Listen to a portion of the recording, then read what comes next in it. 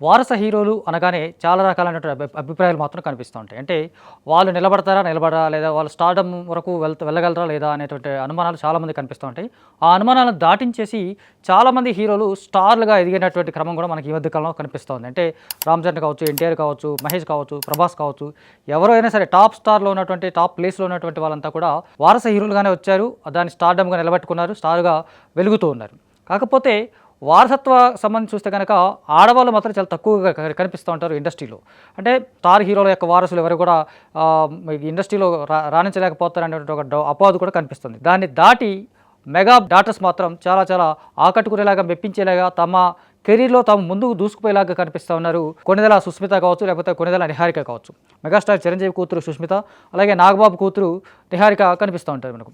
వీళ్ళిద్దరూ ఎంచుకున్నటువంటి రంగాలు సినిమా రంగంలోనే ఎంచుకున్నప్పటికీ కూడా ఆ రంగంలో దూసుకుపోయినటువంటి విధానం కావచ్చు, రంగంలో మెప్పించేటటువంటి విధానం కావచ్చు, లేకపోతే ఆ రంగంలోనే తమదైనటువంటి ఒక ముద్రని బలంగా వేయగలిగినటువంటి సందర్భం కూడా కనిపిస్తోంది. వీళ్ళిద్దరూ కెరీర్ చాలా చిన్నగానే మొదలుపెట్టినట్టుగా మనకు అర్థమవుతుంది. అంటే టీవీ సిరీస్ దగ్గర నుంచి, లేకపోతే ప్రొడ్యూసర్గా మారినటువంటి వైనం కావచ్చు, లేకపోతే యాక్టర్గా మొదలైనటువంటి వైనం తర్వాత వెబ్ సిరీస్లు కావచ్చు, టీవీ సిరీస్లు కావచ్చు, ఇలాంటి ఆకట్టుకున్నటువంటి విధానాలు కూడా చాలా మెప్పిస్తూ ఉంటాయి.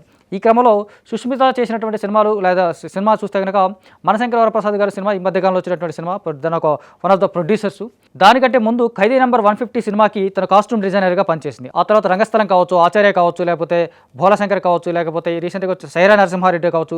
సైరా నరసింహారెడ్డి అంటే అది హిస్టారికల్ పిక్చర్. ఆ సినిమాలో కూడా కాస్ట్యూమ్స్ సెలెక్ట్ చేసినటువంటి విధానం కూడా చాలా చాలా బాగుంటుంది. చాలా బ్యూటిఫుల్గా తన క్రాఫ్ట్లో కూడా సక్సెస్ అయినట్టు కనిపిస్తుంది. అట్ ద సేమ్ టైం రంగస్థలంలో కూడా రామ్ చరణ్కి సంబంధించినటువంటి కాస్ట్యూమ్స్ చాలా చాలా బాగుంటాయి. నిజానికి రంగస్థలం సినిమా క్యారెక్టర్ తగ్గట్టుగా, లేకపోతే పాత్ర తగ్గట్టుగా కరెక్ట్గా సెట్ అయ్యేలాగా కాస్ట్యూమ్స్ డిజైన్ చేసినటువంటి విధానం కూడా చాలా బాగుంటుంది. అంటే ఆ తర్వాత ఆమె ప్రొడ్యూసర్గా మారింది. అంటే ప్రొడ్యూసింగ్ చేస్తున్నటువంటి సినిమాలు కావచ్చు, టీవీ సిరీస్లు కావచ్చు, వెబ్ సిరీస్లు కావచ్చు, ఈ రంగంలో తను దూసుకుపోతోంది, ఆకట్టుకుంటోంది, మెప్పిస్తోంది.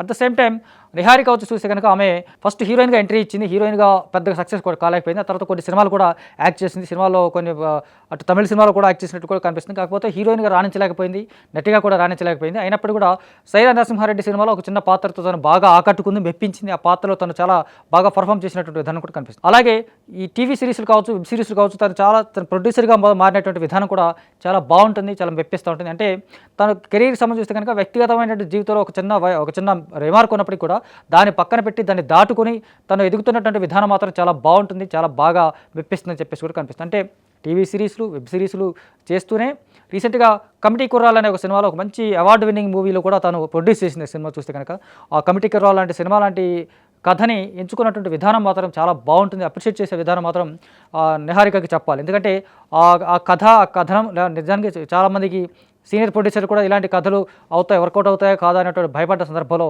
తను సెలెక్ట్ చేసుకున్నటువంటి విధానం మాత్రం చాలా బాగుంటుంది. ఆ తర్వాత ఇప్పుడు రాకాస్ అనే ఒక సినిమా కూడా చేస్తుంది. తను ఒక లేడీ డైరెక్టర్ కూడా తనకి ఈ సినిమాతో. సో రాకాస్ అనే మూవీతో కూడా ప్రొడ్యూసర్గా మారింది.